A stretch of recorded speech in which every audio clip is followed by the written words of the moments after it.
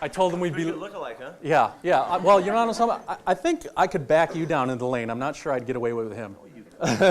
I'll be there. You trust me. I'll be there. Well, welcome and thanks for being here. In our class, these are mostly entrepreneur and business students. So this is my class. The first road game. I'm really nervous. We've talked about what it takes to start a business and what it takes to lead a team tonight. But what do you want to know about running the show, where you're ultimately responsible for success or failure of the venture? So tonight our topic is leadership, how to unify, inspire, and guide a team or a company to greatness. Our guest is one of the more visible and successful leaders in the country, regardless of occupation or business. He's taken an organization that was in chaos at the time and basically turned it around. Tell us how bad it was. We're going to go to all of that, trust me. Some of us who are a little bit older remember those times and they hurt. But obviously, he's not a CEO, he's not an entrepreneur, but he'd be a hell of a good one if he were. I could trust that all these things that he does at USC would be directly translatable to a company. So how many recent Trojan fans, last 5 or 6 years, undergrads, how many of you have been following USC football for less than 10 years? You have no idea how spoiled and lucky you are. It's not even real what you're experiencing right now, or as he would say it is. So let's give you some perspective. In the 5 years before Mr. Carroll arrived, USC was 31-29. They qualified for exactly one bowl, the Sun Bowl, which they lost to perennial power TCU.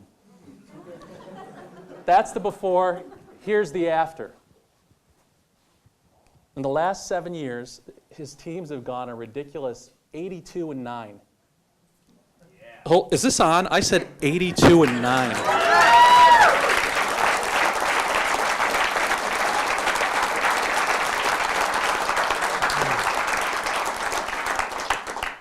They won 34 straight at one point. They've gone 14-2 against traditional rivals Notre Dame and UCLA, including the last 7 against Notre Dame.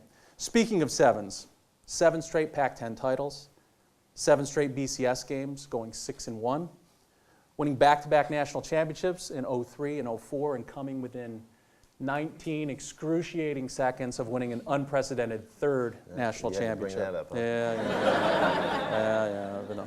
Yeah. They were ranked number 1 33 straight weeks. There are only 13 games in a year, so think about that.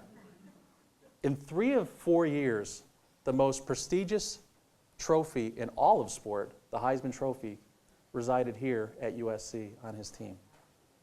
The stats are goofy. I'm going to cry. Trust me, I have. The stats are goofy. But it's obviously not the stats that everyone's talking about. It's more than wins and losses. It's an energy and a visibility and enthusiasm and a way of coaching that no one can match. So we're thrilled to have you here and can't wait to talk to you about leadership and your philosophy. Thanks for having me. Glad to have you in my classroom.